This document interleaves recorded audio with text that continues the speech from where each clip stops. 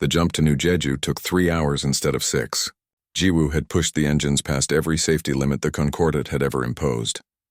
The ship shook and groaned, but it held together. Human engineering was tougher than the galaxy gave it credit for. When they dropped out of faster-than-light speed, the first thing Do-hyun saw was fire. New Jeju's main settlement was burning. 3 Vrelian warships circled the planet like vultures, their weapons still firing down at the surface. The colony's shields were failing. Another hour and there would be nothing left but ash. "They're targeting the residential sectors," Jiwoo said, her voice shaking with anger. "Not the mining facilities. Not the infrastructure. They're killing civilians." Do-hyun's hands gripped his chair so hard his knuckles went white. The Vrelians were not just enforcing territory. They were making an example.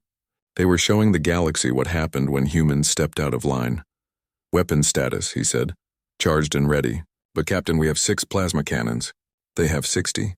Our shields will last maybe 2 minutes under concentrated fire. Then we make those 2 minutes count. Target the closest warship. All weapons." "Captain, they're hailing us," Junho said. "Ignore it. Fire when ready." The Defiance opened fire. 6 plasma bolts crossed the space between them and the nearest Vrelian ship. The enemy shields flared bright blue as they absorbed the impact. "Barely a scratch. Their shields are holding," Jiwoo reported. "Our weapons are not strong enough. Then we make them stronger." Do-hyun turned to Jiwoo. "Those modifications you mentioned, the ones the Concordat would never approve. Now would be a good time." Jiwoo's face split into a wild grin. "I was hoping you would say that." Her fingers danced across her console. "Rerouting power from life support, gravity generators and non-essential systems, feeding everything into the weapons array. That will kill us if we take any damage to the power core," Junho warned. "We're dead anyway if we don't try," Jiwoo shot back. "Modifications complete. Captain, we now have one very illegal, very unstable, very powerful weapon. The Concordat would call it a war crime. Good thing they're not here. Fire." The Defiance fired again. This time the plasma bolts were 3 times larger and burned white-hot instead of blue. They slammed into the Vrelian ship's shields with enough force to make the entire vessel rock sideways. The shields collapsed. The next volley hit bare hull. The Vrelian warship erupted in a fireball that lit up the dark of space. For a moment, nobody on the bridge spoke. They had just destroyed a Concordat military vessel. There was no going back from this. They were criminals now in the eyes of galactic law. "Incoming fire," Yunyo shouted. The other 2 Vrelian ships had stopped bombing the planet. Now both were turning toward the Defiance. Do-hyun could almost imagine their commanders screaming in rage. No human ship should have been able to destroy a Vrelian warship. It violated everything the Concordat believed about human capabilities. Evasive maneuvers. Keep moving. Don't let them get a solid target lock. The Defiance twisted and dove, moving in patterns no Concordat ship would use. The Vrelians fought with honor and precision. They moved in formation, fired in coordinated volleys, and followed 10,000 years of tactical doctrine. Do-hyun had no intention of fighting with honor. "Jiwoo, can we do that thing with the reactor you were talking about last month? The one I told you was insane? The one where we vent plasma directly from the reactor core? The one that would probably blow us up?" "That thing? Yes, that thing. I can set it up. But Captain, we'll only get 1 shot. After that, our reactor will need to cool down or we'll melt the containment systems. 1 shot might be enough. Do it." While Jiwoo worked, the Vrelian ships kept firing. The Defiance dodged and weaved, but some shots got through. The shields were failing. Hull breaches were reported on 3 decks. The ship was dying around them. "Ready," Jiwoo announced. "Reactor vent armed. But I need to warn you, this is going to feel very wrong. Everything about this day feels wrong. Fire when you have a target." Jiwoo waited. The Vrelian ships moved closer, sensing weakness. They were coordinating for a final killing blow. Both ships lined up, one behind the other, preparing to fire in sequence. It was textbook Concordat tactics. Beautiful and precise, it was also predictable. "Now!" Jiwoo screamed. The Defiance vented its entire reactor output through the forward deflector array. It was not a weapon. It was barely controlled chaos. A stream of superheated plasma erupted from the human ship like a solar flare. It was wider than any normal weapon, hotter than any approved military technology, and completely, utterly illegal under 17 different Concordat treaties. The first Vrelian ship took the blast head-on. Its shields lasted half a second before the plasma melted through them like paper. The ship's hull liquefied. The vessel broke apart, spilling atmosphere and crew into space. The second ship tried to evade, but the plasma stream was too wide. It caught the edge of the vessel, shearing off the entire port side. The Vrelian ship spun out of control, leaking air and fire, dead in space. The Defiance went dark. Every system shut down as the reactor desperately tried to cool itself. Emergency lights flickered on, casting everything in red. For 30 seconds, nobody moved. They were alive. Somehow, impossibly, they were alive. Damage report, Do-hyun said quietly. Reactor is cooling but stable. Shields are gone. Weapons are offline. Life support is minimal. Hull breaches on 7 decks. Ji-woo looked up from her console. Captain, we're barely holding together. If another ship shows up, we're finished. Then let's hope no more ships show up. Hunyo, hail the colony. It took a moment for the communications to work with so many systems damaged. Then a voice came through, scratchy and full of static. This is New Jeju ground control. Who is this? This is Captain Do-hyun of the Defiance. The Vrelian ships are destroyed. You're safe. There was a long pause. Then the voice came back and it was breaking with emotion.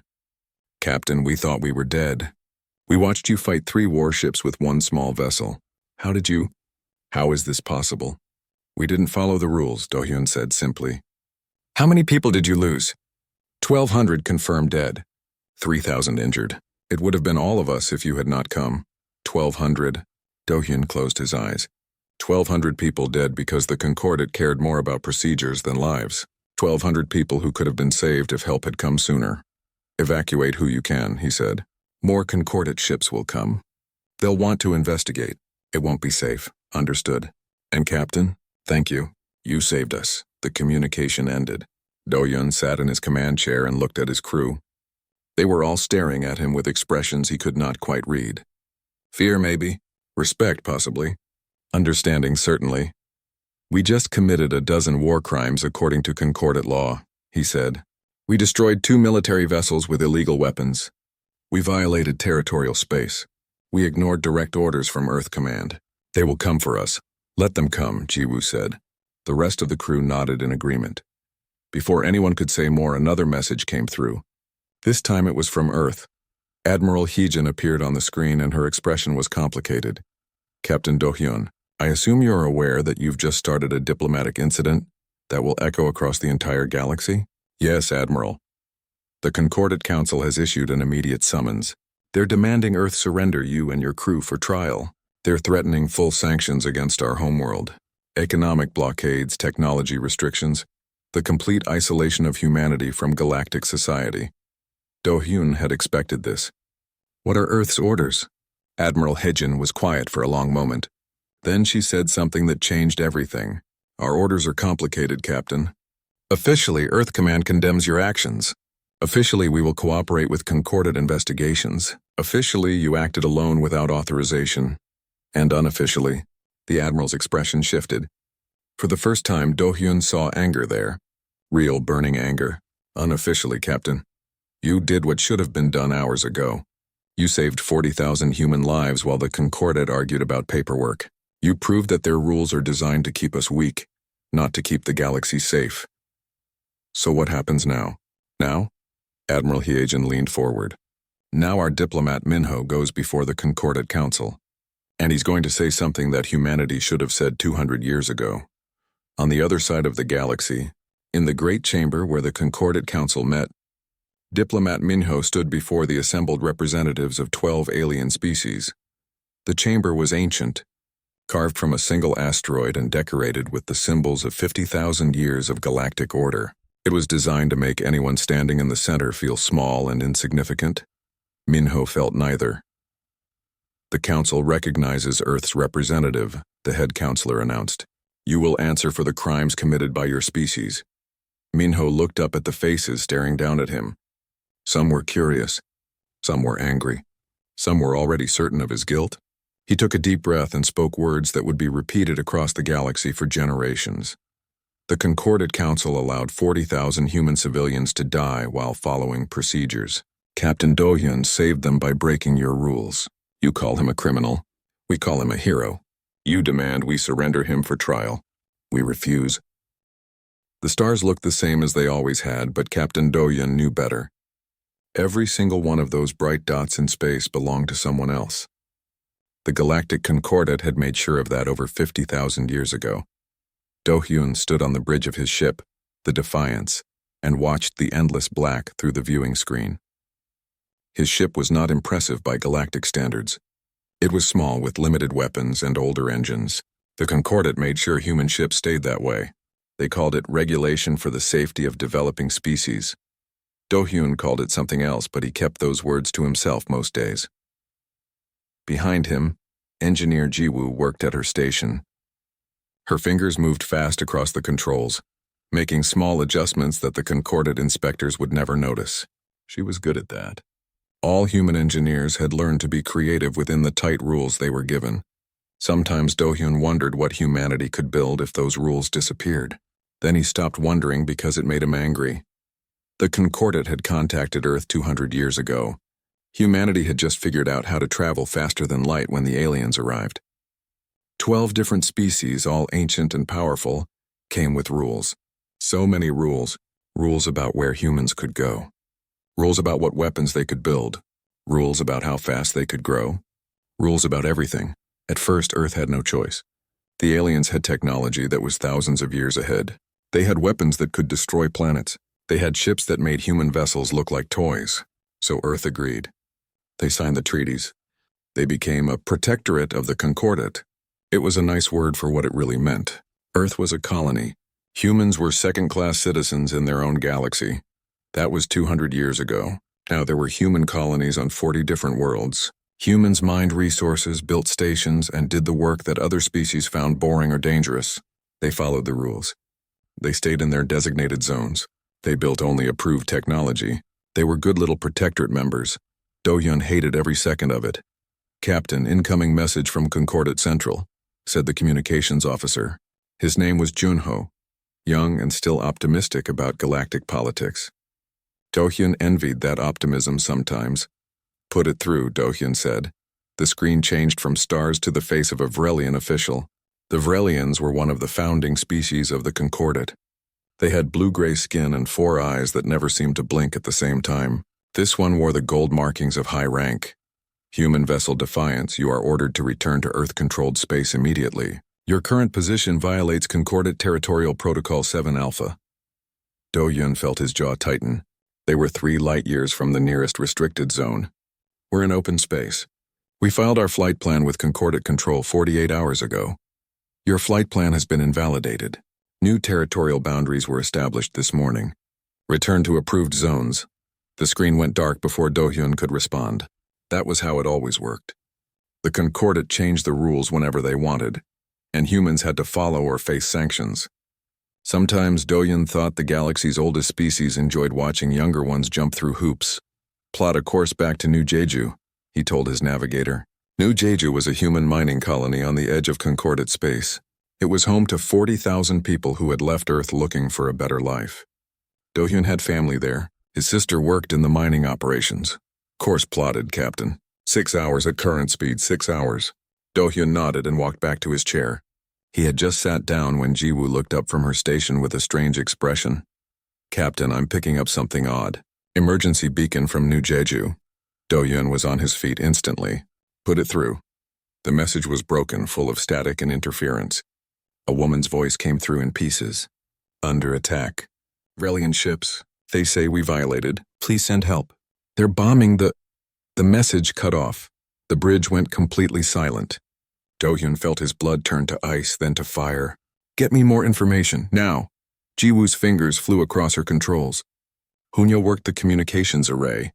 The seconds felt like hours. Then Ji-woo looked up and her face was pale. "Confirmed. Multiple Vrelian military vessels in New Jeju orbit. I'm detecting weapons fire, energy signatures consistent with orbital bombardment. Contact Concordat Central," Do-hyun snapped. "Tell them we have a situation that requires immediate intervention." Junho worked fast. The response came back in less than a minute. Another Vrelian official, this one with even more gold markings. "The situation on New Jeju is an internal Concordat matter. The human colony violated territorial agreements. Appropriate corrective action is being taken." "Corrective action?" Do-hyun's voice was dangerously quiet. "There are 40,000 civilians down there. The humans were warned. They expanded their mining operations into Vrelian-claimed territory. This is a violation of Protocol 12 Gamma. The Concordat Council will review the situation in due time. How much time? Standard review procedures require 6 to 8 months for proper investigation and deliberation. 6 to 8 months. Do-hyun stared at the screen. People are dying right now. All proper channels must be followed. The Concordat has maintained order for 50,000 years precisely because we follow procedures. Your species would do well to learn this lesson. The screen went dark again. The bridge stayed silent. Everyone knew what this meant. Help was not coming. The Concordat would investigate for months while New Jeju burned. Then they would issue a report. Maybe they would say the Vrelians were too harsh. Maybe they would impose a minor fine. Maybe they would do nothing at all. But New Jeju would be gone and 40,000 humans would be dead. Do-hyun looked at the star chart. New Jeju was 4 hours away at maximum speed. His ship was not strong. He had maybe 20 crew members. The Vrelians had multiple warships and legal authority from the Concordat itself. Captain? Jiwoo's voice was soft. What are we going to do? Everyone on the bridge looked at him. Do-hyun knew what he should do. He should contact Earth Command. He should file an official protest through proper channels. He should wait for diplomats to argue in comfortable chambers while people died screaming. He should follow the rules. Do-hyun reached over and pressed the communications button that connected him to Earth Command. A human admiral appeared on screen, a woman named Hyejin who Do-hyun respected greatly. Captain Do-hyun, we've received the emergency beacon from New Jeju. Stand by for orders. Admiral, with respect, we don't have time to stand by. Admiral Hyejin's face was hard. Captain, I understand your feelings. I have people on New Jeju too, but if we intervene without Concordat approval, they will sanction Earth. They could blockade our entire system. We have to go through proper channels. Those channels will take months. New Jeju has hours. I know. The Admiral looked tired suddenly. But we don't have a choice. There's always a choice, Do-hyun said quietly. Admiral Hyejin seemed to understand what he was thinking. Her expression changed. Captain Do-hyun, I am ordering you to maintain your current position and wait for further instructions. Do you understand? Yes, Admiral. I understand perfectly. Good. Earth Command out. The screen went dark. Do-hyun stood there for a moment thinking about rules. The galaxy had so many rules. Rules about where to go, what to build, how to fight, when to act. Rules designed by species who had never struggled, never bled, never watched their people die while paperwork was processed. He thought about his sister on New Jeju. He thought about the 40,000 people looking at their sky and seeing death rain down. He thought about proper channels and procedures and protocols. Then he stopped thinking and started acting. Jiwoo, remove all safety limiters from the engines. Junyo, plot a direct jump to New Jeju. Full combat speed. Captain, that will violate at least 15 different Concordat regulations, Junho said. I know. Do it anyway. Jiwoo was already working, her hands moving with purpose. Limiters coming off now. Captain, the Concordat monitors all our ships. The moment we jump, they'll know we're violating direct orders. Let them know. They could brand us pirates. They could sanction Earth. They already let our people die, Do-hyun interrupted. What else can they do that matters? The crew looked at each other. Then one by one they nodded. They all had family or friends on New Jeju. They all understood what the Concordat's rules meant for regular people. Course plotted, Junho said. Jump ready. Weapons charging, another officer reported. We won't last long against Vrelian military ships. Then we better make our time count. Do-hyun sat down in his command chair. Jiwoo, will those modifications you've been hiding from inspectors work? Jiwoo smiled, and it was not a nice smile. Let's find out. All crew, battle stations. We're going to New Jeju. The Defiance jumped to faster than light speed. Behind them, Concordat monitoring stations registered the violation immediately. Alarms went off in a dozen different headquarters. Emergency channels lit up with warnings. Captain Do-hyun and his crew ignored all of it. They had broken the rules. They had violated protocols. They had defied the ancient order that had governed the galaxy for 50,000 years, and they were just getting started. The news of Earth's withdrawal from the Concordat spread across the galaxy in hours. Every species with access to communication networks heard about the human ship, that destroyed 3 Vrelian warships, and the diplomat who walked out of the council chamber after declaring independence. Some species were shocked, others were terrified. A few were quietly impressed. The Concordat Council met in emergency session for 3 days straight. They argued about protocols, precedents, and proper responses. No species had ever rejected the Concordat and lived to tell about it. The council had to respond with overwhelming force, or their authority would crumble. On the 4th day, they made their decision. Admiral Hyejin stood in Earth's military command center, watching the reports come in. The Concordat was assembling a fleet, not just a few ships for enforcement. A real fleet. 6 different alien species were contributing vessels. The numbers kept growing. 500 ships, 1,000, 1,500, 2,000 warships all heading toward Earth. They're calling it a correction fleet, said General Kwan, Earth's defense coordinator. He was an older man with gray hair and tired eyes. They say they're coming to restore proper order and remove the criminal elements from human leadership. They're coming to make an example of us, Hyejin corrected. They want every species in the galaxy to see what happens when you say no to the Concordat. Can we win? Hyejin looked at the star chart showing the incoming fleet. Earth had 300 ships. Most were small patrol vessels or converted civilian craft. Against 2,000 Concordat warships with superior technology and trained crews, the math was simple and brutal. No, she said honestly, we cannot win. Not in a straight fight. Then what do we do? Admiral Hyejin smiled, and it was not a pleasant smile. We don't fight straight. Over the next 3 months, Earth prepared for war in ways the Concordat had never seen. Admiral Hyejin pulled every human ship from across the colonies. She conscripted civilian vessels and armed them with whatever weapons could be mounted. She promoted younger officers who understood that rules were suggestions, not laws. One of those officers was Commander Yuna, a former merchant captain who had spent 20 years smuggling goods past Concordat inspections. She knew every trick for hiding cargo, avoiding sensors, and disappearing in empty space. Now she commanded what Earth was calling the Ghost Fleet, 30 ships modified to run completely dark, invisible to most scanning technology.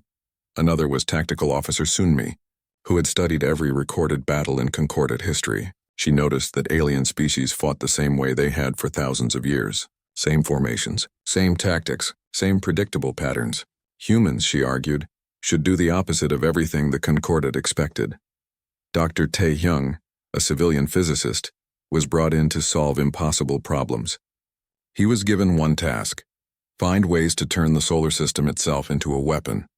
He started experimenting with gravity wells, asteroid fields, and the radiation belts around Jupiter. Captain Do-hyun, now promoted to Commodore, recovered from his injuries and took command of a new vessel. The Defiance had been too damaged to repair quickly, so he was given the Retribution, a larger ship with more weapons and a crew that had volunteered specifically to serve under him. They all knew his reputation.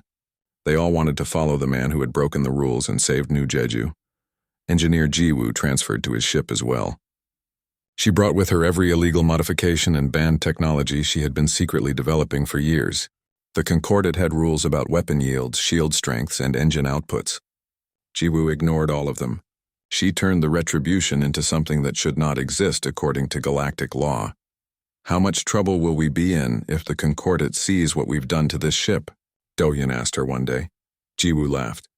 Captain, we're already facing execution for treason and war crimes. What's a few more charges? The Concordat fleet arrived at the edge of Earth's solar system exactly 90 days after diplomat Minho's declaration. They came with full ceremony, broadcasting their intentions on every frequency. The fleet was led by Supreme Commander Vexthar of the Vrelian Empire, the same species whose ships had attacked New Jeju. His message was formal and cold. Humans of Earth, you have violated Concordat law. You have rejected the authority that has maintained galactic peace for 50,000 years. You have murdered Concordat personnel and destroyed military vessels. We come to restore order. Surrender your leadership and military forces, or face complete orbital bombardment. You have 24 hours to comply. The message played on every screen across Earth. People watched in silence. Some were afraid. Others were angry. Many simply waited to see what their leaders would do. Admiral Hyejin sent back a reply. It was only 3 words long. Come and try. The battle began at dawn on the second day. The Concordat fleet moved into the solar system in perfect formation. They followed standard military doctrine, advancing in 3 waves with support vessels protected in the center. Their ships were beautiful and deadly, painted in the colors of their species, moving with precision that came from thousands of years of military tradition. Admiral Heejin watched them come and smiled. They're doing exactly what Sunmi predicted. Standard formation, textbook approach. They think this will be easy. Maybe it will be, General Quan said nervously. They outnumber us 7-1. Numbers don't matter if you're fighting the wrong battle. Heejin activated the fleet-wide channel. All ships execute Plan Chaos. Plan Chaos was not something the Concordat would recognize as a military strategy. There was no formation, no coordinated advance, no honorable engagement. Human ships scattered in every direction, moving erratically, breaking every rule of proper warfare. Commander Yuna's ghost fleet disappeared from sensors entirely. 30 ships went dark and silent, drifting like dead metal in the black. Other human ships did something the Concordat found incomprehensible. They ran away. They fled toward the outer planets looking panicked and disorganized. The Concordat fleet pursued, sensing easy victory. That was when Dr. Taehyung's preparations paid off. The human ships led the Concordat vessels into Jupiter's orbit. The gas giant's powerful magnetic field and radiation belts were deadly to unshielded ships. Human vessels had been modified with extra shielding. The Concordat ships had not. When the alien fleet followed the humans into Jupiter's radiation shadow, their sensors went blind and their shields started failing.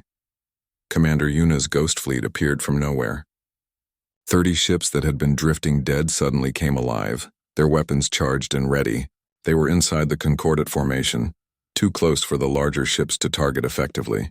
The ghost fleet fired at point-blank range, targeting engines and weapon systems. A dozen Concordat vessels went dead in space before their commanders understood what was happening. That's cheating.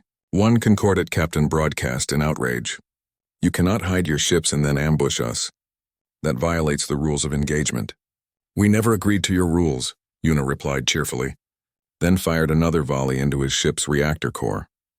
While the Concordat fleet was confused and scattered, the rest of Earth's forces attacked from multiple directions. They used tactics that no civilized species would employ. Human ships pretended to surrender, then fired when the enemy approached. They broadcast fake distress signals to lure Concordat vessels into traps. They hacked enemy communications and sent false orders. Tactical Officer Sunmi's strategy was simple. Make the Concordat fight 100 small battles instead of one large one. Keep them confused. Keep them reactive. Never let them use their superior numbers properly. Commodore Do-hyun and the Retribution fought like a ship possessed. Jiwoo had modified their engines to make micro-jumps, tiny, faster-than-light skips that lasted only seconds but moved them across the battlefield instantly. It was dangerous, unstable, and completely illegal. It was also devastatingly effective. The Retribution would appear, fire everything it had, then jump away before the enemy could respond. They were everywhere and nowhere, impossible to predict or target. Other human ships started copying the tactic, and soon the entire battle space was filled with ships blinking in and out of existence. Supreme Commander Vexthar watched his perfect formation fall apart. This was not how warfare worked. There were rules, protocols, honor codes. The humans were ignoring all of them. They fought like barbarians, like animals, like nothing he had ever encountered. All ships regroup at Rally Point 7, he ordered. We need to establish proper formation before we can proceed. But the humans would not let them regroup. Every time the Concordat ships tried to form up, human vessels would attack from unexpected angles. They used asteroids as cover. They hid in planetary rings. They fired and fled, never standing still long enough to be caught. The battle lasted 6 days. On the 6th day, Supreme Commander Vexthar realized he was losing. His fleet had started with 2,000 ships. Now he had barely 800 functional vessels. The humans had destroyed or disabled over half his force. His own losses were greater than anything the Concordat had suffered in 5,000 years. And he still had not reached Earth. This is impossible, he said to his tactical officer. They have inferior ships, limited weapons, and no military tradition. How are they winning? 3 months after the Battle of Sol, The galaxy was changing in ways the Concordat had never imagined. The news of humanity's victory had spread to every corner of known space. For 50,000 years, species had believed the Concordat was unbeatable. Now they knew the truth. The ancient order could bleed. On a mining world called Kelthera, workers stopped their drilling machines and looked at each other with new understanding. They had been mining for the Concordat for 3,000 years, following regulations that kept them poor while making other species rich. Their overseer was a Vrelian official who treated them like property. The day after news of the human victory arrived, the Keltheran workers put down their tools and refused to work. When the Vrelian overseer threatened them with sanctions, they threw him off the planet. The Concordat sent enforcement ships, but the Keltherans had learned from watching the humans. They rigged their mining equipment into makeshift weapons and fought back. On the trading world of Sivath, merchants who had spent centuries following restrictive trade routes suddenly started asking questions. Why could they only sell to approved species? Why were their profit margins controlled by Concordat regulations? Why did they need permission to conduct their own business? The Sivathi merchants formed their own alliance and declared independence from Concordat trade laws. When officials tried to shut down their stations, the merchants hired protection. Some of that protection came from human mercenaries who were happy to help. On the warrior world of Dren, soldiers who had served the Concordat for generations began to question their orders. They were strong and capable, but the Concordat used them only as peacekeepers and enforcers. They were never allowed to lead, never permitted to make decisions, never given respect. They watched the humans fight with courage and creativity, and they wondered why they had never been allowed to do the same. The Concordat Council watched these rebellions with growing horror. The human victory had planted a seed of independence across the galaxy. Species that had followed rules for thousands of years were suddenly asking why those rules existed. "We must crush this rebellion before it spreads further," declared Councillor Reth, a member of one of the founding species. "The humans have infected the galaxy with their chaos. How do we fight an idea?" Another councillor asked. The humans did not convince these species to rebel. They simply showed them it was possible. Then we make an example. We show the galaxy what happens to species that follow the human path. But making examples was difficult when 3 different species were rebelling at once. The Concordat fleet was already damaged from the Battle of Sol. They did not have enough ships to enforce order everywhere. For the first time in recorded history, the Concordat was losing control. On Earth, Admiral Hiagen received messages from the rebel species. The Keltherans wanted military assistance. The Sivathi wanted trade agreements. The Dren wanted training and tactical advice. All of them wanted to know how humanity had defeated the Concordat. "What do we tell them?" General Quan asked during a strategy meeting. "We tell them the truth," said diplomat Minho, who had returned to Earth after his dramatic exit from the Concordat Council. "We won because we stopped following rules that were designed to keep us weak." But should we help them? If we get involved, the Concordat will see it as an act of war. "We are already at war," Admiral Hiagen said. "The Concordat retreated, but they will return. When they do, they will bring more ships and better preparation. We need allies." Commodore Dohyun was called to the meeting. His reputation had grown across both human and alien worlds. He was the captain who had saved New Jeju, the officer who had fought against impossible odds. Some called him a hero, others called him a criminal. He did not care about either label. "The rebel species need more than weapons," he said. "They need to learn how to think differently. The Concordat has trained them to follow orders for thousands of years. We need to teach them how to question those orders." "How do we teach that?" Minho asked. "We send people who understand it, people who have lived it." That was how Commodore Dohyun found himself on a transport ship heading to Kelthera with engineer Jiwoo and a dozen other human advisors. Their mission was not to fight for the Keltharans. It was to teach them how to fight for themselves. The Keltharans were a strong species with tough gray skin and powerful builds. They had been miners for so long that they had forgotten they could be anything else. When Dohyun arrived, their leader, a female named Kira, greeted him with suspicion. "You are the human who destroyed Vrelian ships," she said. "You come to fight our battles?" "No," Dohyun replied. "We came to show you how to fight your own battles. We know how to fight. We drove the Concordat overseers from our world. You drove away officials, but warships are coming. When they arrive, you need to be ready." Kira crossed her arms. "The Concordat has better ships, better weapons, better training. How do we fight that? Jiwoo stepped forward. You stop fighting the way they expect. The Concordat thinks warfare follows rules. They think battles happen in predictable ways. You need to prove them wrong. Over the next weeks, the humans worked with the Keltherans. They did not teach advanced tactics or complex strategies. Instead, they taught something more fundamental. They taught them to question assumptions. Your mining equipment, Jiwoo said one day, examining a massive drilling machine. The Concordat gave you specifications for these, correct? Yes, a Keltheran engineer replied. We must build them exactly to regulation. Why? The engineer looked confused. Because those are the rules. But what if you changed them? What if you made the drills more powerful? What if you used different materials? That would be illegal. Jiwoo smiled. Illegal is just a word the Concordat uses to keep you obedient. What matters is what works. Show me your designs. The Keltheran engineer hesitated, then pulled up the schematics. Jiwoo studied them for a few minutes, then started making notes. Your power systems are restricted to 60% efficiency. That is not a safety limit. That is a control measure. They keep your equipment weak so you cannot use it as weapons. Can we fix it? You can do better than fix it. You can rebuild it completely. Forget their specifications. Design what you actually need. The same conversation happened across Kelthera. Human advisors worked with locals, not giving them answers, but teaching them to find their own solutions. The Keltherans started to change. They stopped asking permission and started taking initiative. They modified their equipment, redesigned their defenses, and prepared for war in ways the Concordat would never expect. Meanwhile, on the trading world of Sivath, other humans were teaching the merchants different lessons. The Sivathi were not warriors. They were business people who understood profit and negotiation. But they had never learned to negotiate from a position of strength. The Concordat controls your trade routes, explained a human merchant advisor named Yunji. They decide who you sell to, what prices you charge, how much profit you keep. Why do you accept this? Because they have the military power to enforce it, a Sivathi merchant replied.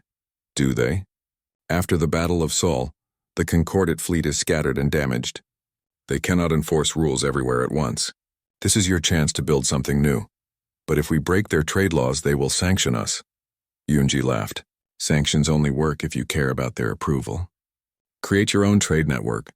Work with species outside Concordat control. Build economic relationships that do not depend on their permission. The Sivathi merchants were good at seeing opportunities. Once they understood they did not need Concordat approval, they moved fast. Within weeks, they had established independent trade routes with a dozen species. Some of those species were also rebelling against the Concordat. Others were simply tired of paying Concordat taxes and fees. The humans did not lead these efforts. They advised, suggested, and supported, but the real work was done by the alien species themselves. They were learning the most important lesson humanity could teach. Freedom is not given. It is taken. On the warrior world of Dren, the lessons were different but equally important. The Dren were natural fighters, but the Concordat had turned them into peacekeepers, who followed orders without question. They needed to remember how to think like warriors instead of soldiers. Commander Yuna led the human team working with the Dren. She was a perfect choice, because she understood that fighting was about more than weapons and tactics. It was about mindset. Your species is strong, she told a group of Dren warriors. You have better reflexes than humans, stronger bodies, faster healing. But you lose battles because you fight the way the Concordat tells you to fight. We follow proper military doctrine, one warrior said proudly. Proper doctrine gets you killed when your enemy does not follow the same rules. Yuna pulled up recordings of the Battle of Salim. Watch how human ships fought. We were outnumbered and outgunned. We should have lost, but we won because we made our own rules. The Dren warriors watched in silence as human ships blinked in and out of existence, used asteroids as weapons, and ambushed from impossible angles. When the recording ended, one warrior spoke. This is chaos. This is not warfare. This is madness. This is victory, Yuna corrected. The Concordat wants you to fight with honor and follow doctrine. The war that everyone knew was coming finally arrived 6 months after the Battle of Sol. The Concordat had spent that time rebuilding, recruiting, and preparing. They had learned from their defeat. This time they would not underestimate humanity, or the rebel species who had followed the human example. The 3 eldest species of the Concordat, The ones who had created the Galactic Order 50,000 years ago made a decision. They would not send another correction fleet. They would not try to restore order through conventional military action. Instead, they would use weapons that had been locked away for millennia, weapons so powerful they had been banned by the very treaties the Concordat enforced. If humanity wanted to break the rules, the eldest species would show them what happened when everyone stopped following restrictions. Admiral Heejin received the intelligence reports in her command center. The Concordat was moving 3 massive vessels toward Earth. They were not warships in the traditional sense. They were ancient dreadnoughts, each one the size of a small moon, carrying weapons that could destroy planets. "How long until they reach Earth?" she asked. 48 hours at their current speed," replied General Kwan. "And Admiral, we are also detecting Concordat fleet movements toward Kelthera, Sivath, and Dren. They are attacking all the rebel worlds simultaneously." Heejin closed her eyes for a moment. This was it. The final battle.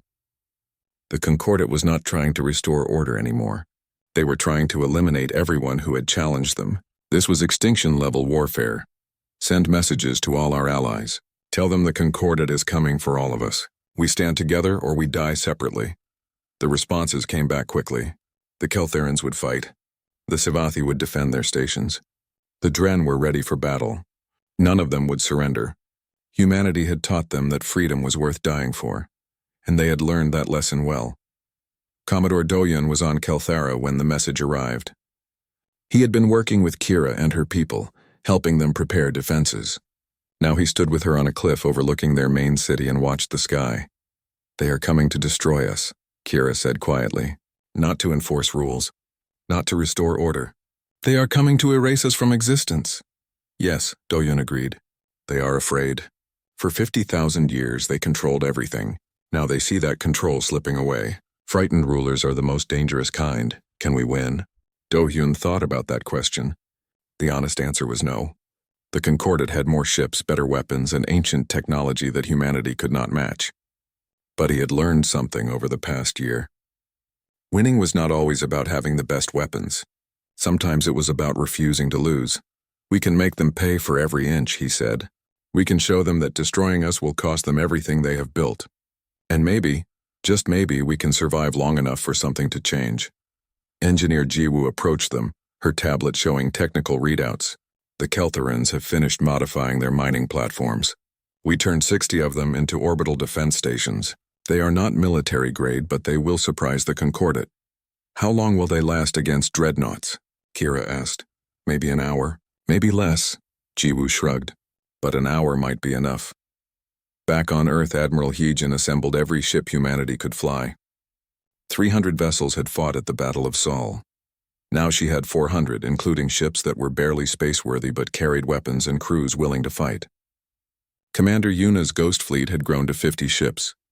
Dr. Taehyung had created new weapons using experimental technology that broke a dozen Concordat treaties. None of it would be enough against 3 dreadnoughts. But they would try anyway. Diplomat Minho was not on Earth. He was on a neutral station, meeting with the Concordat Council member who had reached out to him months earlier. The alien's name was Elder San, and he represented one of the 3 founding species. He looked ancient with skin like weathered stone and eyes that had seen millennia pass. "Your species has destroyed 50,000 years of order," Elder San said without preamble. "Was it worth it?" "We did not destroy anything," Minho replied calmly. "We revealed the truth. Your order was built on suppression and control. It was always going to fall eventually. We just made it happen sooner. And now billions will die in the war you started." "We did not start this war. The Concordat did when they let our people die while following procedures. We just refused to die quietly." Elder San was quiet for a long moment. "There are members of the council who believe the dreadnoughts are a mistake. We fear that using ancient weapons will open doors that should remain closed. But we are outvoted by those who want to preserve the old ways at any cost." "Why are you telling me this?" "Because I want you to understand what is coming. The dreadnoughts carry weapons that can crack planets. They can sterilize worlds. They were created in a time of great war, before the Concordat brought order to the galaxy. If they are deployed, countless lives will be lost." Minho felt cold. "How do we stop them?" "You cannot. Not with military force. But there may be another way. Elder San leaned forward. The dreadnoughts are controlled by the three eldest species, but not all of us agree they should be used. If enough council members withdraw their support, the attack can be stopped. But that will only happen if the galaxy sees there is an alternative to war. What alternative? A new order. Not concordant control, but not chaos either. A system where species govern themselves but cooperate for mutual benefit. What your people have been building with the rebels. If that can be proven to work, some council members may be convinced to choose negotiation over annihilation. Minho understood. You want us to win not just battles, but the argument.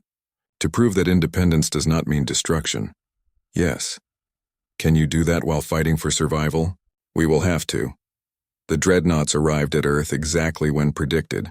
3 massive vessels that blotted out the stars, ancient and terrible.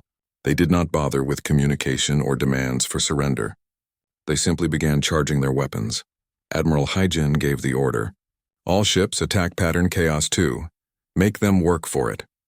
400 human ships swarmed the dreadnoughts like insects attacking giants. They fired everything they had. But the ancient vessels had shields that absorbed the damage effortlessly. The dreadnoughts began firing back, and each shot destroyed multiple human ships at once. But while the Concordat focused on Earth, the rebel species were fighting their own battles. On Kelthera, Kira led her people against Concordat warships using the tactics Dohyun had taught them. They turned their mining world into a fortress, using the planet itself as a weapon. They triggered rock slides, collapsed tunnels on invading forces, and fought with a ferocity that surprised the attackers. On Sivath, the merchants used their knowledge of trade routes to run circles around Concordat vessels. They knew every shortcut, every hidden path, every station in the sector. They led enemy ships into ambushes and traps, then disappeared before reinforcements could arrive. On Dren, the warriors fought with the fury they had suppressed for generations. They had remembered what it meant to be warriors instead of peacekeepers, and they made the Concordat pay for every world they tried to take. Back on Earth, the battle was not going well. Admiral Hyjin had lost 100 ships in the first hour. The dreadnoughts were too powerful, their shields too strong. Human weapons were barely scratching them. Then Dr. Taehyung tried something desperate.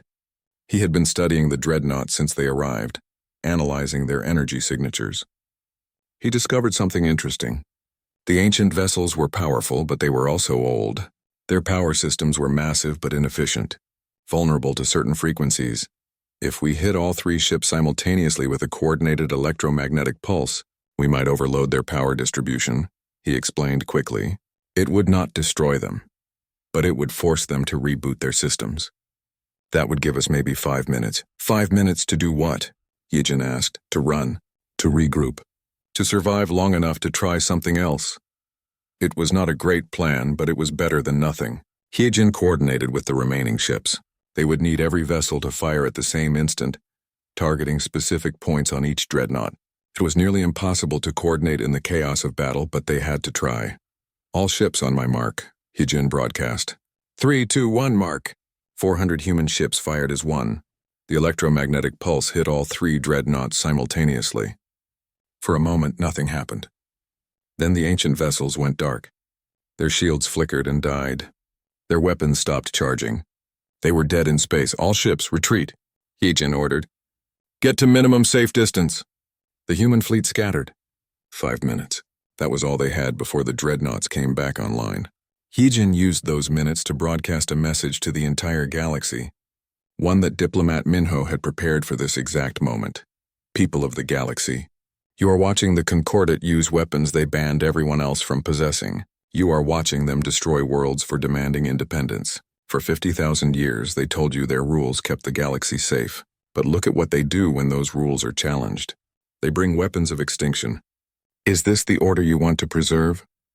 The message went everywhere.